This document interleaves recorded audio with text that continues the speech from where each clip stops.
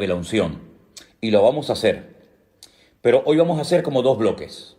Vamos a hablar acerca del tema de la unción, qué es, dónde se puede conseguir, etcétera, etcétera, para qué sirve.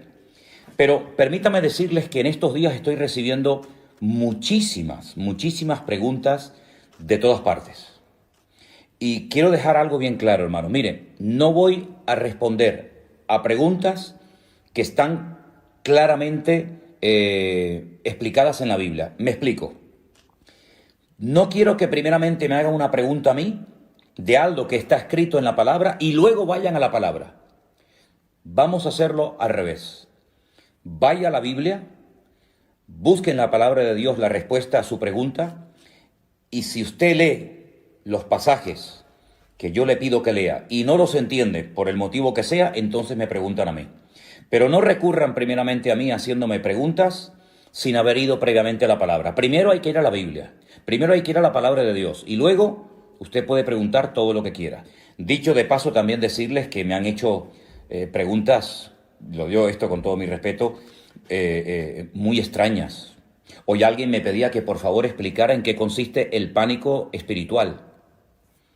Perdóneme, pero es la primera vez en mi vida que me hacen esa pregunta y no tengo ni la más remota idea. El pánico espiritual. Que explique la doctrina del balcón. No entiendo lo que es la doctrina del balcón. Está circulando un vídeo por la República Dominicana que varios pastores y varios apóstoles, volvemos otra vez al tema de los apóstoles, que tienen que buscar en las páginas de la Biblia, sobre todo en el libro del Génesis, un pelo, una pluma, una hoja o cualquier cosa, y con eso que usted encuentre metido entre las páginas de la Biblia, usted sabe que hay gente que dentro de las páginas de la Biblia tiene metido millones de cosas. Bueno, pues vaya al libro del Génesis, dicen estos personajes, y lo primero que encuentre en cualquier página del libro del Génesis, lo encuentra, se lo frota y ya automáticamente usted está sanada o, digamos, vacunada en contra del coronavirus. Sí, cosas realmente, permítame, increíbles, sinceramente tremendas, ¿no? Pero bueno, vamos a ir en serio ahora, vamos a ver. Yo quiero tener un primer bloque, una primera parte para estudiar o para por lo menos comentar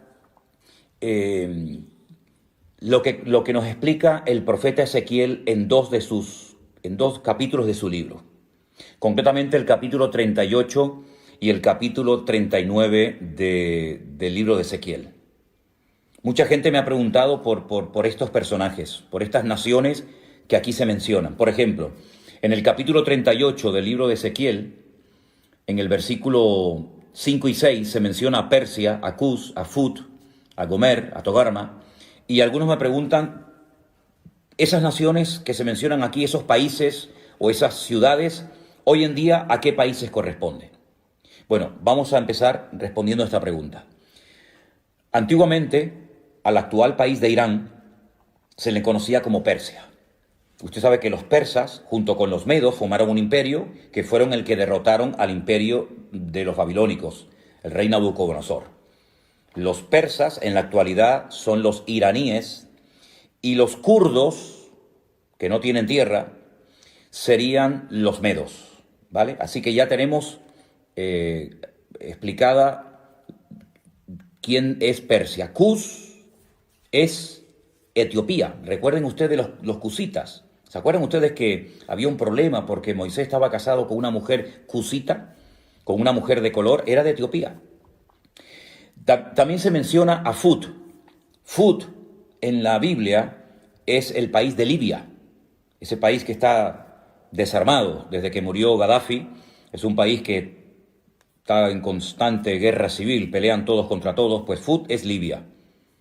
Gomer, en el versículo 6, Gomer y todas sus tropas son exrepúblicas soviéticas. Y Togarma es la parte sur de Rusia. Ahora, cada vez, y si no al tiempo, y lo veréis, cada vez se va a ir hablando más de Rusia, de China, de algunos países árabes y también, como no, de Europa.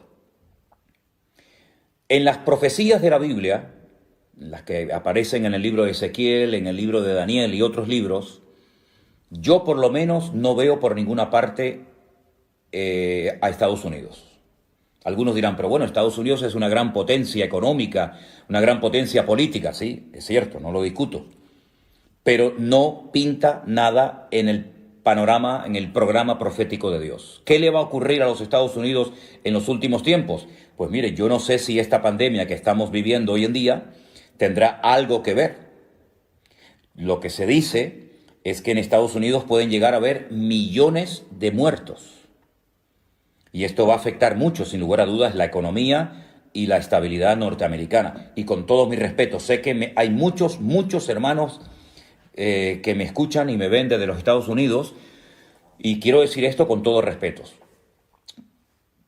Para muchas personas, Estados Unidos siempre ha sido como una especie de paraíso terrenal, ¿verdad? Los países más cercanos a Estados Unidos, países centroamericanos, países latinoamericanos, siempre o muchas veces el sueño de muchos era poder ir a los Estados Unidos y conseguir un buen trabajo y poder empezar una nueva vida. Y no hay nada malo en eso, ¿ok? De hecho, los fundadores, los padres de Norteamérica vinieron de Europa porque buscaban una vida nueva, ¿verdad? Pero lo que no podemos caer es en el error de creer que Estados Unidos es como una especie de gran papá, una especie de Dios, y de esa manera ya todas nuestras necesidades materiales y espirituales están cubiertas. El famoso sueño americano, ¿verdad? Bueno, gloria a Dios por los Estados Unidos, gloria a Dios por todos los miles de misioneros que han mandado por toda la faz de la tierra, gloria a Dios por los millones de dólares que han salido de las arcas de las iglesias y de los bolsillos de muchísimos hermanos y ministerios norteamericanos, pero Estados Unidos, espiritualmente hablando, está en una crisis tremenda. Y los hermanos que viven en Estados Unidos lo pueden confirmar. Estados Unidos hace mucho tiempo que tiene que volver en genuino arrepentimiento al Señor. Y pienso que a lo mejor este presidente que tienen en la actualidad, Donald Trump, puede ser tal vez la última oportunidad que tengan los norteamericanos antes de entrar en un trato muy severo de parte del Señor, para que vuelvan otra vez a la senda antigua, para que vuelvan otra vez al origen, para que vuelvan otra vez a la fuente de la vida, que es nuestro Señor Jesucristo. Entonces, el Estados Unidos no aparece en el programa profético de Dios, pero Rusia sí, y China también, y los países árabes también, y Europa también. Y por eso cada vez vamos a oír más de Rusia. Cada vez los chinos, por un motivo o por otro, cada vez se va a hablar más de ellos. Y de Europa, la pobre Europa, la pobre víctima que no sabe dónde meterse, no sabe hacia qué lado inclinarse. Esa Europa que tiene nombre de mitología griega, que todavía no sabe cuál es su identidad, si tiene que abrirse a todas las religiones, si tiene que volver al cristianismo, si tiene que ponerse del lado de unos países o ponerse al lado de otros países. Bueno, pues en esos cuatro grupos, ahí se mueve prácticamente todo lo que va a ser el futuro. Y lógicamente, no podía ser de otra manera, Israel, ¿verdad? Entonces, repito, Rusia, China, Europa y algunos países árabes, cada vez se va a hablar más de ellos. No me malinterpreten con lo que voy a decir a continuación. Aunque es una realidad este tema famoso del coronavirus, y aunque es un hecho de que hay miles de personas que están muriendo en todas partes del mundo por este tema, que esto no sea algo que nuble nuestra visión espiritual, por favor. Que esto no nos despiste, porque hay profecías que para que se cumplan tienen que darse situaciones muy parecidas a las que estamos viviendo en este tiempo.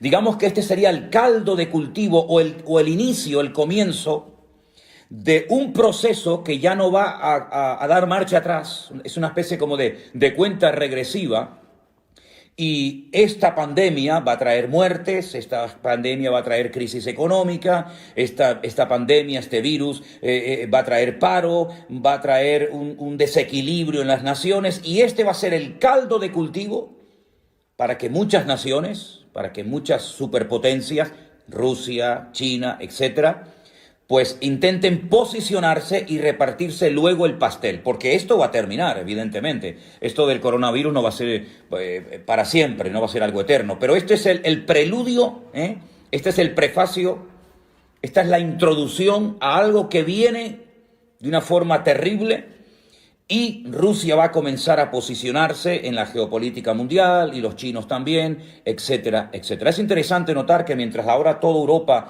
o muchas partes del mundo están asustadas y están buscando mascarillas y respiradores por todas partes del mundo, ahora es China la que ofrece ayuda, la que manda médicos a Italia, la que manda aviones por aquí, la que manda aviones por allá, y también Rusia también está ahora como una especie de Papá Noel, una especie de niño bueno repartiendo ayuda por todas partes del mundo. Ojo, porque todo esto es el principio de dolores. Y hay un nombre en la Biblia, en el libro de Ezequiel, capítulo 38 y 39, que es el nombre God. God. God es un nombre simbólico. No es el nombre de una persona, pero en cierto sentido podríamos decir que ese inicuo, ese hijo de pecado, ese cuerno pequeño del cual nos habla Daniel, o ese anticristo del cual nos habla el apóstol Juan, es este personaje llamado God. Ahora, si os dais cuenta, hay un rey en la historia de Israel cuyo nombre empieza por la misma letra que por la que termina. ¿Saben cuál es, verdad? ¿Cuál es el rey de Israel que empieza por la misma letra su nombre y termina, que empieza por una letra y termina por la misma letra? El rey David. David en hebreo son 3 letras, Dalet, Vat, Dalet. Y ahí hay un mensaje, ahí hay algo muy importante. Es decir, no es una persona, digamos, fluctuante, que es una cosa ahora y una cosa más tarde. Fíjense qué nombre le da la Biblia a este perverso, a este inicuo, a este hombre de pecado, a este hijo de perdición, como lo denomina Pablo en una de sus cartas a la iglesia de Tesalónica. A este personaje se le conoce en el Antiguo Testamento como God, y los judíos en Israel, en el judaísmo, se conoce a God como un hombre malo, al que nosotros denominaríamos o llamamos el anticristo.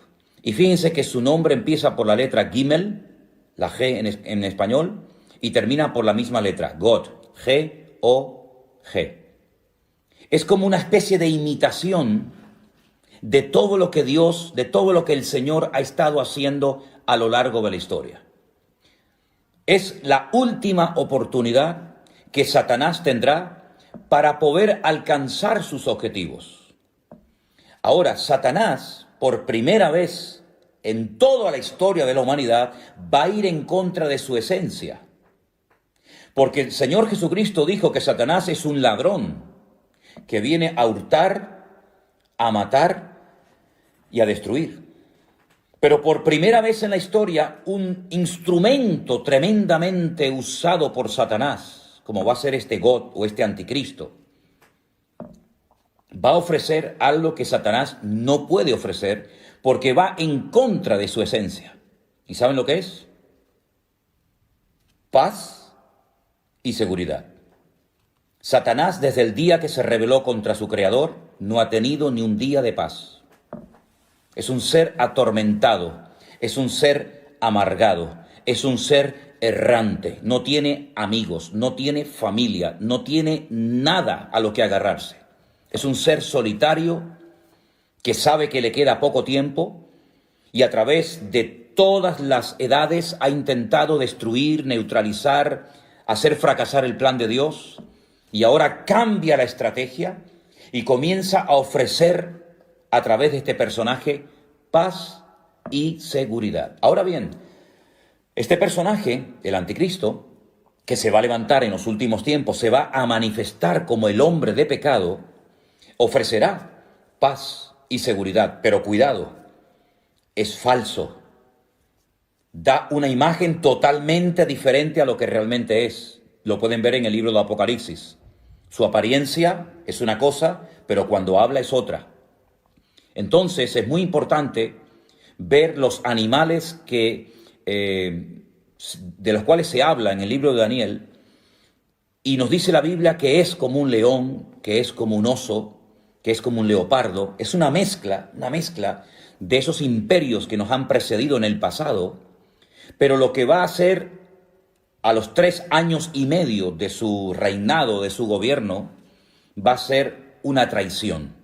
Se va a volver en contra del pueblo de Israel. Pero aquí también Dios sigue dominando y controlando el orden mundial. Porque, dicho sea de paso, si os dais cuenta, cada vez esta expresión que acabo de mencionar, cada vez se está oyendo más en la televisión, en las radios. El nuevo orden mundial, el nuevo orden mundial. Todo va a cambiar. La geopolítica, la economía, etcétera. Bueno, pues esto del nuevo orden mundial no es nuevo, por lo menos para nosotros los estudiantes de la Biblia, los que creemos en el Señor. ¿Por qué? Porque evidentemente viene un nuevo orden mundial. Das en cuenta que ya, por ejemplo, uno de los grandes de Europa ya se fue. Esto era impensable hace unos años, que los ingleses decidieran marcharse de Europa, pero ya es un hecho. El famoso Brexit ha hecho que Inglaterra saliera de Europa. Ya es uno menos. Hay una serie de países en este momento en Europa que no están dispuestos a echar una mano, a ser solidarios, por ejemplo, con Italia, por ejemplo, con nosotros los españoles, por ejemplo, con Francia. Hay una tirantez, hay una división interna en la Unión Europea, que de unión no tiene nada. Y por otra parte, están ahí como esperando la oportunidad los árabes.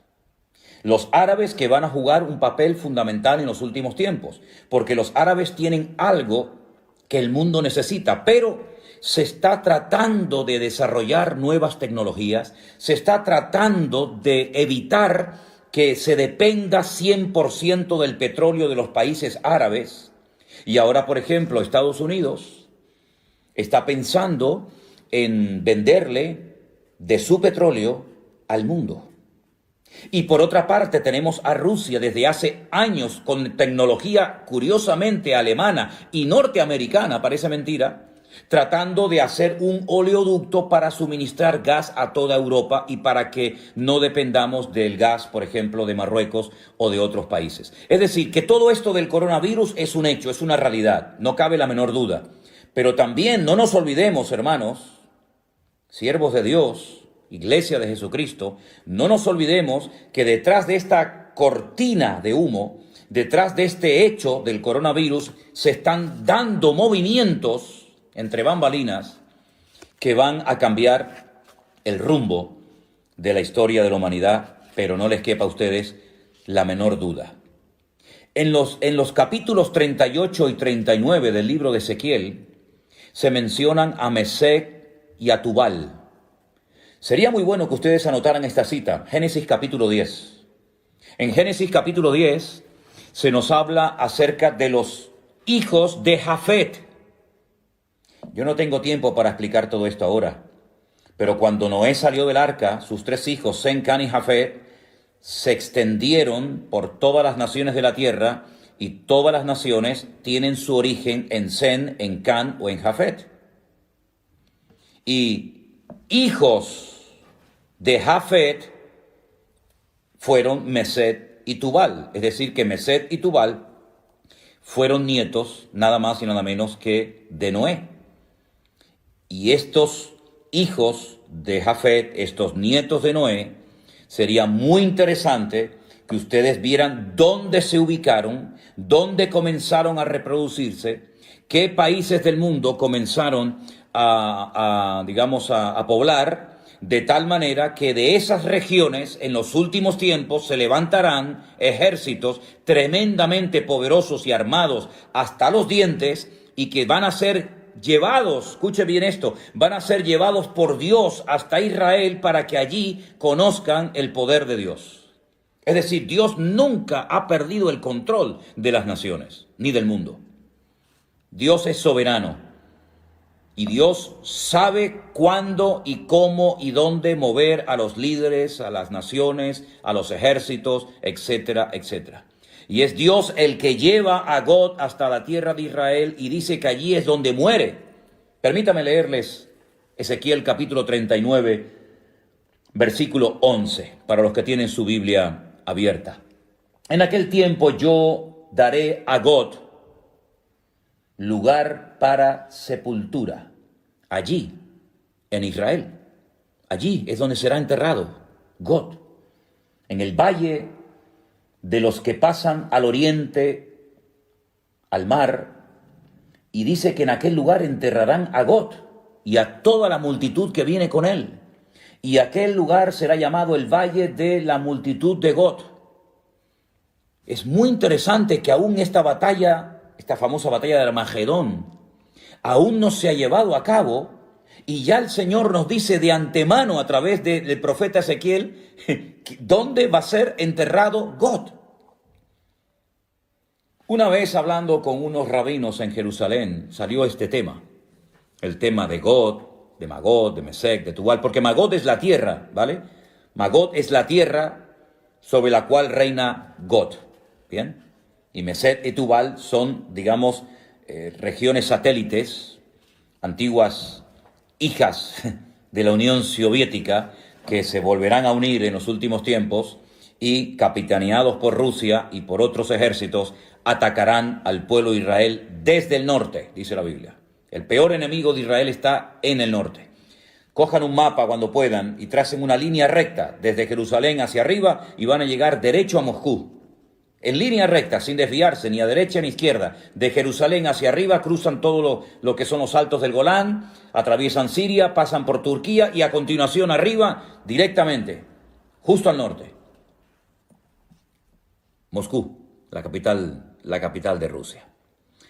Entonces, lo que quería decirles es que el pueblo de Israel sabe perfectamente estas profecías. Muchos las conocen y saben perfectamente que del norte viene una invasión tremenda, tremenda.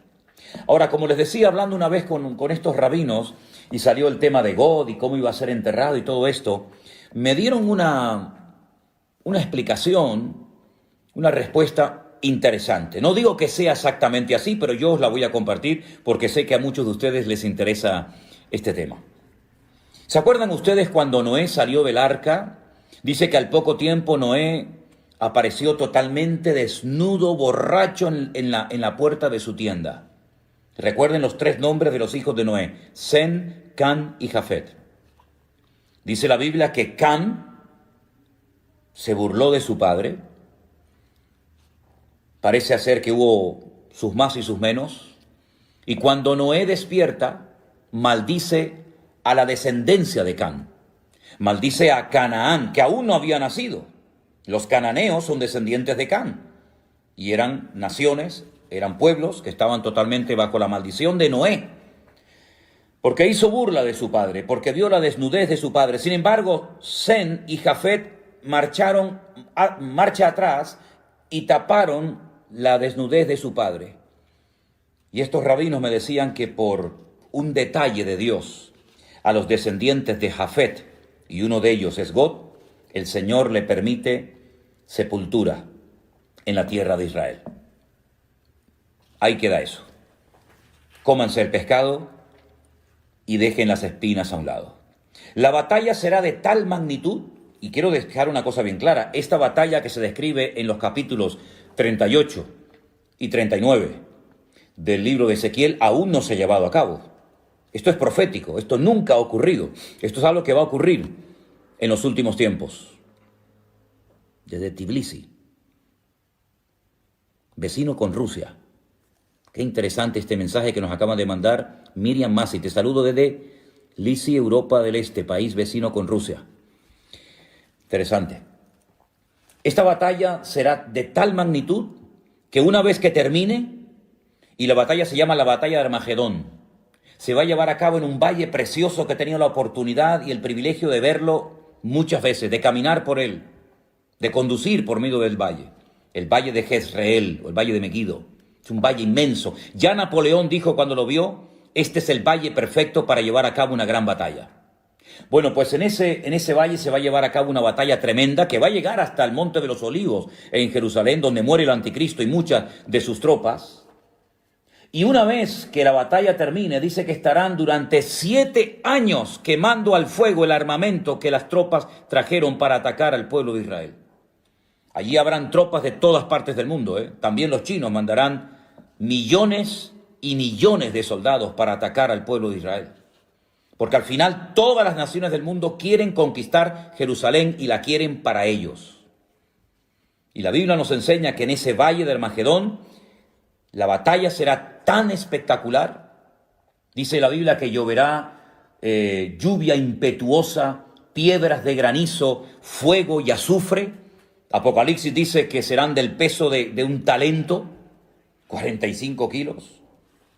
Probablemente está haciendo referencias a bombas, vete tú a saber. Y la Biblia nos enseña que durante 7 años después de la batalla de Armagedón estarán quemando el armamento de todas aquellas personas que vinieron a pelear contra Israel. 7 años. Pero en el versículo 12 dice, y la casa de Israel los estará enterrando por 7 meses para limpiar la tierra.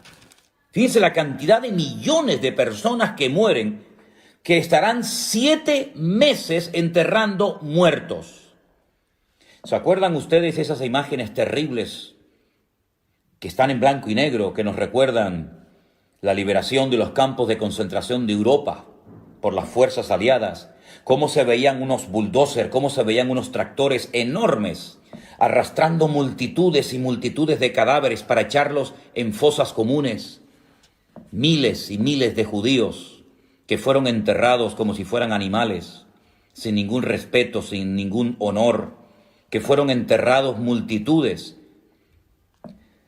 Pues durante 7 meses, y la Biblia no miente, la Biblia dice la verdad, durante 7 meses estarán enterrando los cadáveres de los soldados que fueron a pelear contra el pueblo de Israel. Porque en esa batalla todas las naciones de la tierra sabrán que el Dios Todopoderoso es el Dios de Abraham, el Dios de Isaac y el Dios de Jacob.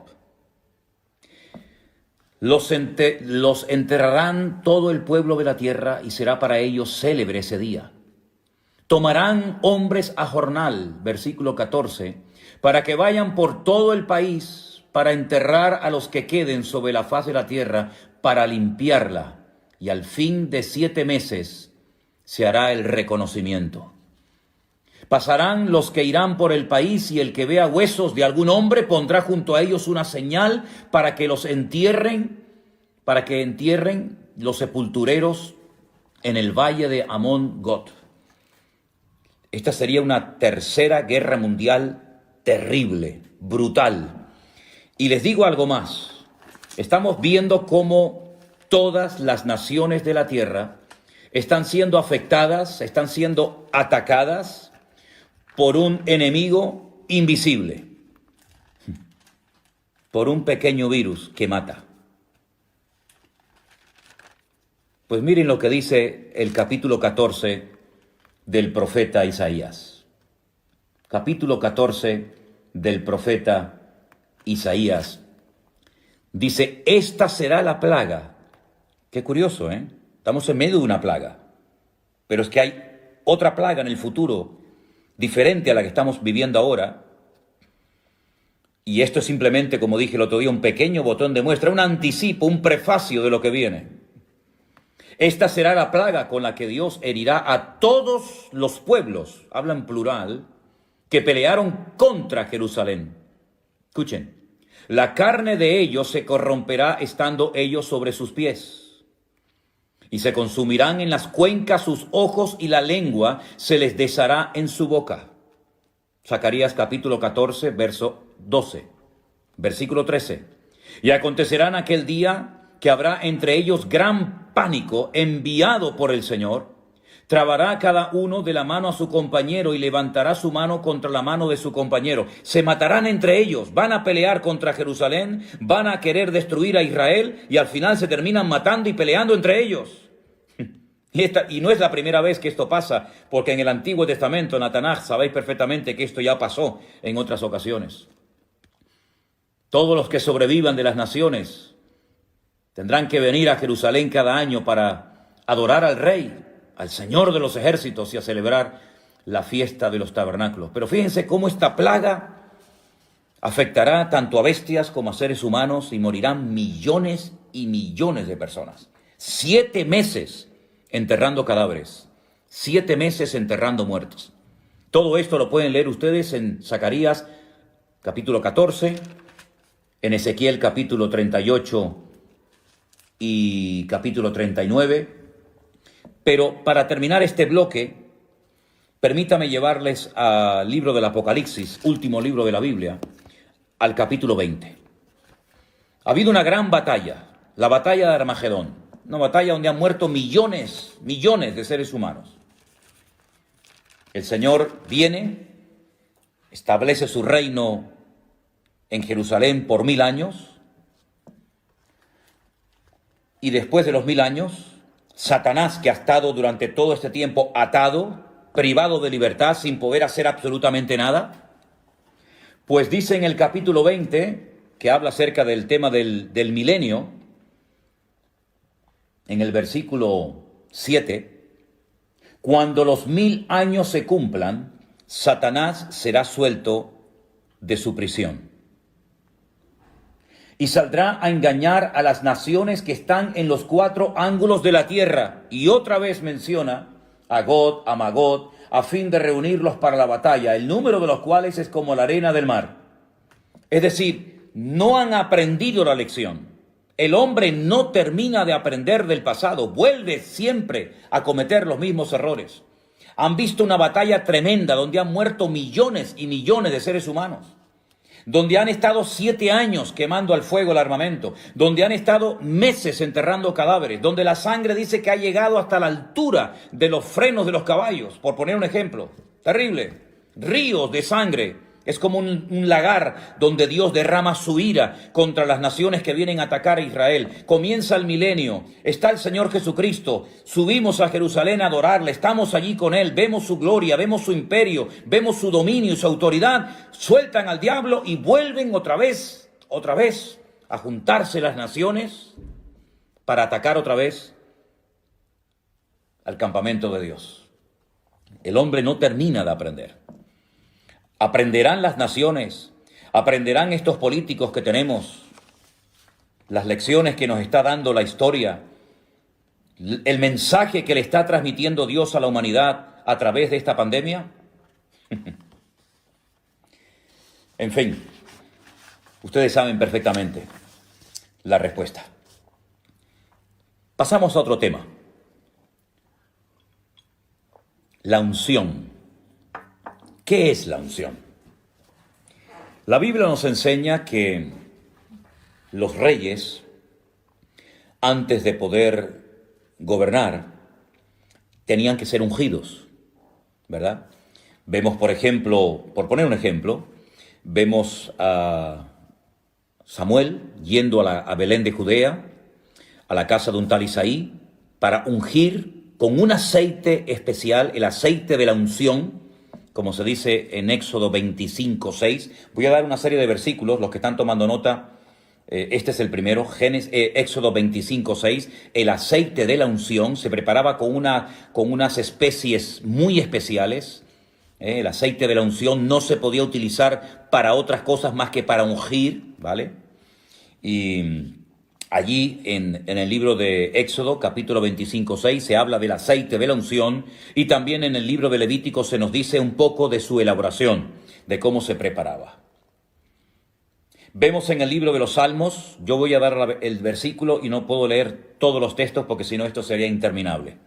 En el Salmo 89:20 dice que el Señor ungió a David para ser rey de Israel. También a otros, ¿no? Pero concretamente el Salmo 89 es el salmo donde encontramos el pacto que hace Dios con David, y en ese pacto incluía una unción especial para ser rey de las 12 tribus de Israel, ¿vale?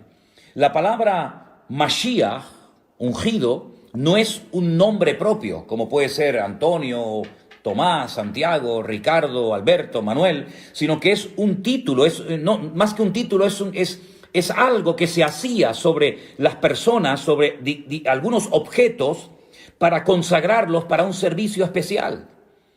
Se ungían a los reyes, se ungían a los profetas, se ungían a personas para una función específica. El rey de Israel era el ungido del Señor. Ahora, esa unción, ese respaldo divino que se representaba derramando un aceite que se preparaba especialmente sobre la cabeza, sobre las vestiduras. Por ejemplo, en el Salmo 133 nos habla de la unción que se derramó sobre Aarón como sumo sacerdote en el tiempo de Moisés en el desierto, en el tabernáculo, ¿verdad? Esa unción, ese acto de Dios de respaldar a un hombre, de respaldar a una persona para ser rey, para ser sacerdote, para ser profeta o para una función en específica, esa unción, ese respaldo de Dios también se menciona en el Nuevo Testamento. Pero ya no se ve a nadie echándole aceite sobre la cabeza a nadie para que reciba la unción. Es cierto que en el Nuevo Testamento hay algunos textos donde se habla del aceite. Por ejemplo, hoy encontraba un versículo muy interesante, y ese sí quiero leerlo, en Marcos capítulo 6, versículo 13, en el Evangelio según San Marcos, capítulo 6, versículo 13, yo no sé si se han dado cuenta de que ahí se menciona el aceite y la utilizaban los discípulos. Dice que echaban fuera demonios los discípulos, y ungían, derramaban aceite a muchos enfermos y los sanaban. Hay un momento en el que los discípulos les ponían aceite a los enfermos y eran sanados. Y Santiago en su epístola nos dice que está alguno enfermo, llame a los ancianos de la iglesia para que vayan, lo unjan con aceite. Y verdad, entonces vemos que es algo también del Nuevo Testamento, pero no se utiliza en el Nuevo Testamento el aceite para ungir a un pastor, o para ungir a un diácono, o para ungir a una persona para que haga una función específica en el cuerpo de Cristo, es decir, en la iglesia. No, eso no se ve en el Nuevo Testamento. Ahora, sin embargo, el Señor Jesucristo dice en el Evangelio según San Lucas que Él fue ungido para dar buenas nuevas a los pobres. ¿Quién ungió? ¿Quién ungió al Hijo de Dios, al Señor Jesucristo, para el ministerio espectacular que tuvo durante su existencia? Hay dos versículos muy interesantes que me gustaría que leyéramos. Uno se encuentra en Hechos capítulo 4, versículo 27. Hechos capítulo 4, versículo 27, nos dice lo siguiente acerca de la unción. Dice, porque verdaderamente se unieron en esta ciudad contra tu santo Hijo Jesús, a quien ungiste,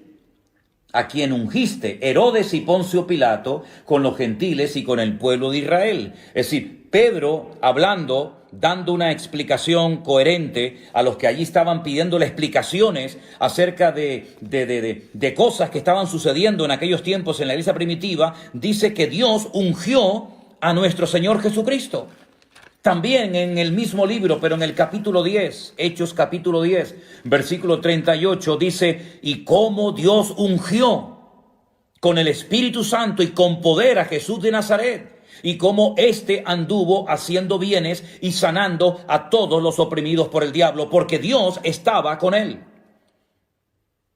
Otra vez encontramos en el capítulo 10 del libro de los Hechos una explicación muy interesante dada por el apóstol Pedro.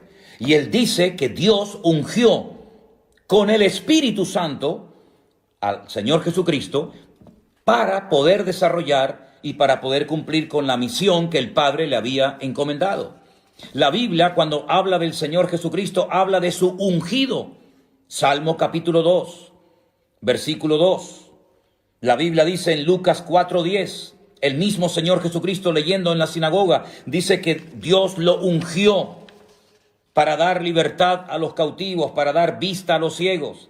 Hemos visto en Hechos 4:27, en Hechos 10:38, cómo el Señor Jesucristo fue ungido. Bueno, recuerden ustedes, mis queridos hermanos, que el día que Juan Bautista bautizaba al Señor Jesucristo en el río Jordán, dice la Biblia que el Espíritu de Dios descendió sobre él en forma corporal como de paloma, y se oyó una voz del cielo. Y el Padre dijo: este es mi Hijo amado, en el cual tengo complacencia. Por lo tanto, el mismísimo Señor Jesucristo fue ungido con el Espíritu Santo para poder desarrollar una función, un ministerio realmente extraordinario.